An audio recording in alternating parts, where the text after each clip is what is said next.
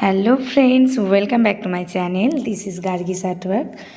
আজকে আমি একটা অন্য ক্লে জুয়েলারি অ্যাকচুয়ালি ইয়ারিং বানিয়ে দেখাবো। তো আমি এখানে পলিমার ক্লে নিচ্ছি, রেড আর হোয়াইট কালারটা নিয়েছি। তোমরা দেখতেই পাচ্ছ ক্লেটা কেমন। তো একদম খুবই সফট ক্লেটা। তো এইভাবে আমি হোয়াইট কালারটা আমি দুটো পার্টে করব। একটা কানের পাতার মধ্যে থাকবে সেটা রেড কালার এবং ঝোলা অংশটা সাদা করব। তো ঠিক শেপটা হালকা ত্রিভুজের আকৃতির মতনই হবে, যদিও ত্রিভুজ না। এইভাবে আমি দুটোকেই সেমভাবেই এরকম শেপটা করে নেব। নিয়ে হোয়াইট কালারটার ওপরে আমি গোলাপ তৈরি করে কয়েকটা খণ্ডে বসাবো। কয়েকটা ছোট ছোট করে গোলাপ বানিয়ে নেব এবং সেগুলো বসিয়ে দেবো এটায়। তো তার আগে আমি এখানে ছোট্ট, আমার কাছে যেহেতু ওয়্যার ছিল সেটাকে ছোট্ট করে কেটে এইভাবে শেপ দিয়ে জাস্ট হোল্ড করার জন্য প্রত্যেকটাতে লাগিয়ে দিলাম। তো ঠিক এই রকম জিনিসটা হবে। এই দেখো হাত থেকে পড়ে গেল, এত হালকা জিনিসটা। যাই হোক, আমার একটা বানিয়ে রাখা ছিল, তোমাদের দেখিয়ে দিলাম। তো এইভাবে আমি হাতের মধ্যে জাস্ট সরু করে নিয়ে এবং তাতে আঙুলের প্রেশার দিয়ে সেটাকে জাস্ট রোল করার মতন করে নিলাম এবং সেটা গোলাপের মাঝখানটা করব এবং জাস্ট সাইডে পাপড়ির অংশগুলো এইভাবে লাগিয়ে দেব।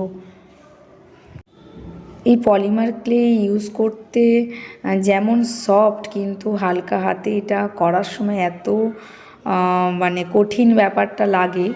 যাই হোক, এটা আমি ফার্স্ট টাইম ট্রাই করছিলাম, আমার খুবই অসুবিধা হচ্ছিল। জিনিসটা খুব ছোট ছোট শেপে এটা করতে গিয়ে আমার মনে হচ্ছিল আমি পারবো না হয়তো। যাই হোক, শেষমেশ যতটা সম্ভব করতে পেরেছি এইভাবে কমপ্লিট করে। গোলাপের আকৃতি দিয়ে এটা ঠিক এই রকম দেখতে লাগছে। দেখো, এইভাবে কয়েকটা বানিয়ে নিয়েছি। প্রথমে দুটো একটু বড় সাইজ রেখেছিলাম এবং বাকিগুলো একটু স্মল সাইজ করেছি। তারপর গ্রিন কালার দিয়ে আমি গাছের পাতাটা করব। একদম অল্প অল্প নিয়ে সেটাকে জাস্ট সরু সরু করে লাগিয়ে দিচ্ছি। এইভাবে একটা পিনের সাহায্যে পুরো সেট করে দিচ্ছি। আর এটা লাগালেই এটাতে চেপে যাচ্ছে, কারণ এটা আর তোলাও যাবে না, এতটাই সফট এটা। তো এই পলিমার ক্লে যেমনই খুবই সফট হয় এবং হালকা হয়, ঠিক অপোজিট মাল্টিড ক্লে ততটাই ভারী হয়। যাই হোক, এইভাবে আমি পাতাগুলো করে নিচ্ছি একদম ছোট্ট ছোট্ট করে আঙুলের সাহায্যে। জাস্ট একবার প্রেশার দিলেই ঠিক এরকম কাটিংটা হয়ে যাচ্ছে। এইভাবে পুরোটা আমি পাতাগুলো কমপ্লিট করে নেব। তো তোমরা এটা দেখতে থাকো।